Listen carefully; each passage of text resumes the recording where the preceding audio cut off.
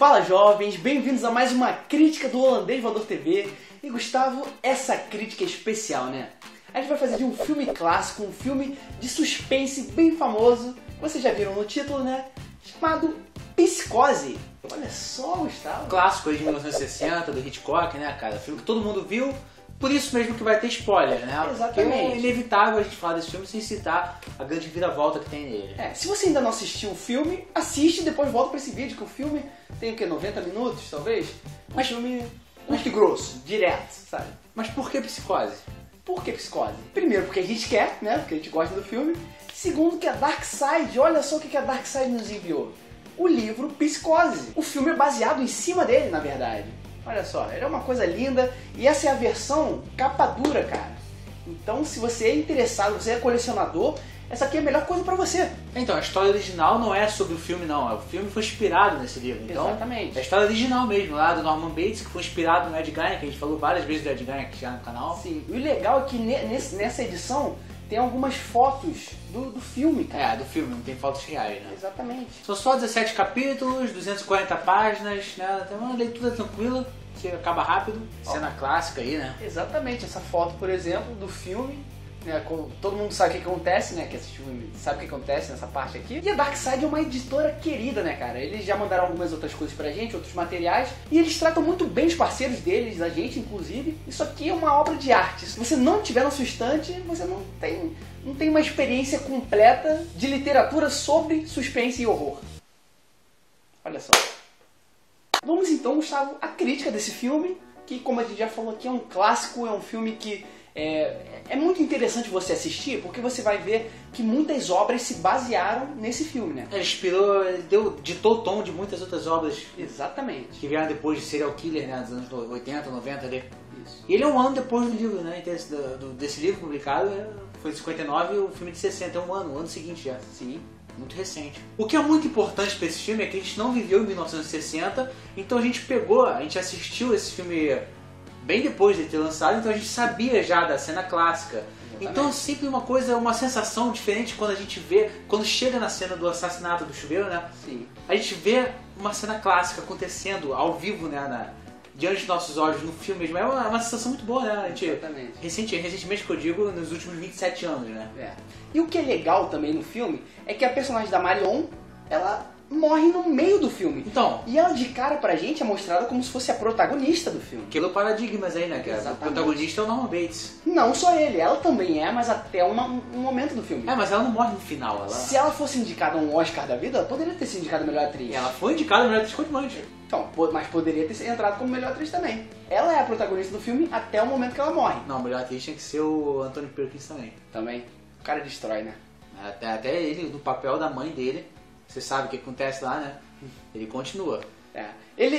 O Beisola é inspirado nele também, né? De verdade. De verdade. Então é sempre muito bom a gente ver, a gente assistir, acompanhar dentro do contexto, né? Que a gente não tá vendo uma cena, a gente tá vendo o filme inteiro, que é um clássico, né, cara? É uma história muito contada, referenciada em várias coisas, vários filmes, séries. E tem muita sátira, tem muita versão dessa cena do assassinato do banheiro, do final do filme com a câmera afastando da cara dele ali, né, do Anthony Perkins.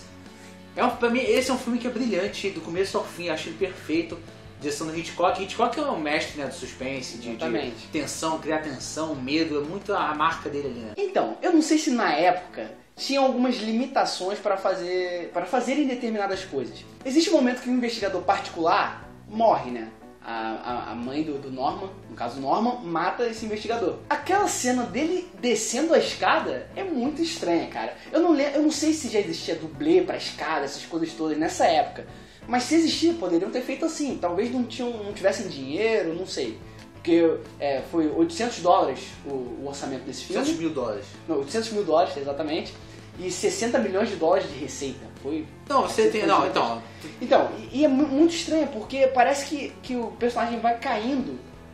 Talvez fosse a ideia deles mesmo, mas não sei. Pra mim pareceu um pouco artificial essa parte. Não, mas é a limitação da época e do orçamento. Então, é isso que eu tô falando. Pode ser limitação da época, mas se já usavam dublês, de repente poderiam ter usado ali, entendeu? Porque ele vai caindo em pé, ele vai descendo a escada em pé, de costas. Isso que eu achei engraçado. Não me atrapalhou nada não, eu só achei incomum, sabe? Interessante. Corajoso, hein? Você, hein? Falar, porque você não pode falar de clássico. Mas não quer dizer que eu não ache o filme mas maravilhoso. Isso é um defeito? Você consideraria? Então, por isso que eu tô falando. Eu tô pontuando aqui, porque se foi uma limitação da época, não é um defeito. É o que dava pra fazer. Agora, se já existissem coisas relacionadas a isso, que já existiam dublês de escada caindo e tal, então... Mas você tem que ver o seguinte, em 1960, o que tinha pra ser comparado a isso? Porque hoje nós temos filmes da Marvel.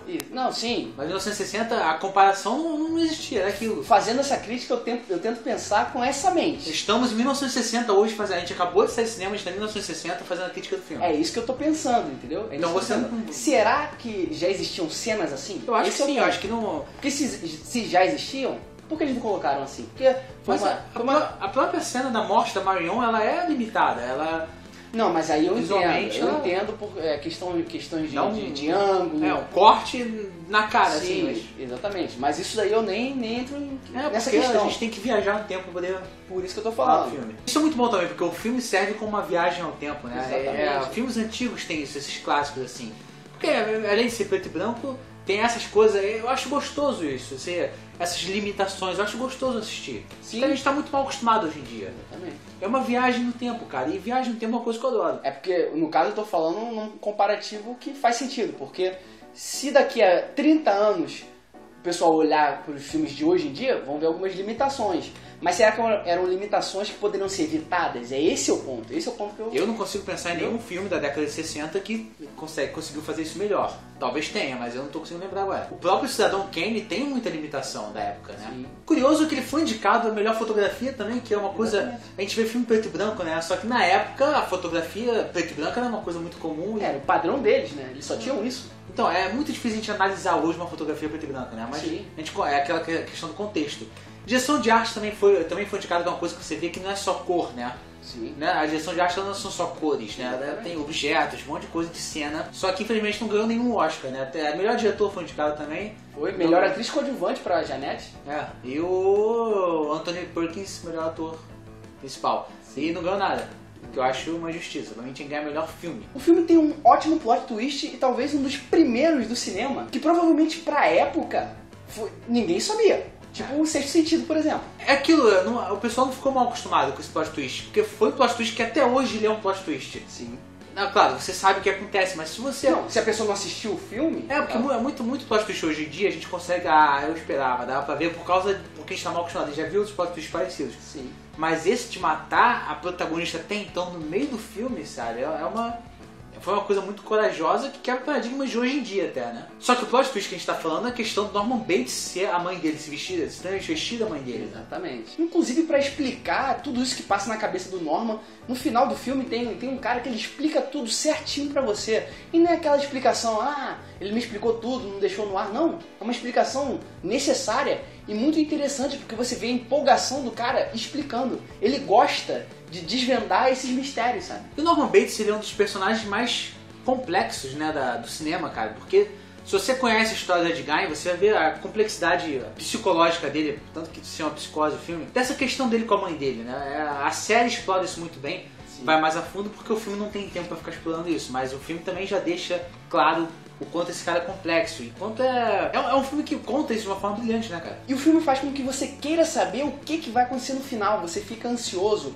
É aquele filme que você não vê o tempo passar e você vai ver, não, caramba, agora eu quero entender o que está acontecendo. O Hitchcock é mestre nisso, ele prende você, sua atenção, deixa tenso durante boa parte do filme até ele te presenteia com esse plot twist no final. Sim, né? E as limitações da época não atrapalham nesse caso. Bom, pra você pode parecer um clichê, né? Porque qual nota a gente vai dar pra Psicose? Eu dou 5, cara. 5 de 5, você tem que falar assim. 5 de 5, exatamente. Se você assistiu o filme, você sabe o que a gente tá falando. Não tem como dar menos. O filme traz tudo o que ele propõe de uma forma excelente, de uma forma maravilhosa.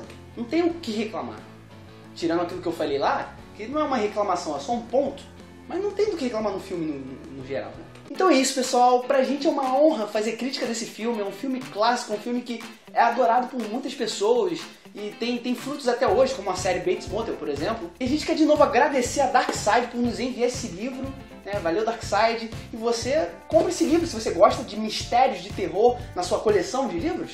Isso aqui tem que estar em primeiro lugar. E se você gostou do vídeo, não esquece de curtir aqui embaixo, que isso ajuda muito a gente na divulgação, você não sabe o quanto. Se inscreva no canal para receber mais vídeos como esse, a gente faz críticas de filme aqui direto, né não, Gustavo? Quase semanalmente. Confere aqui embaixo na descrição nossa loja parceira, Loja Planeta Geek, com camisetas personalizadas. Tem também o link do nosso padrinho, se você quiser ajudar o nosso projeto, lá também tem algumas recompensas para você. Na descrição também vão estar nossas redes sociais, segue a gente lá. Valeu.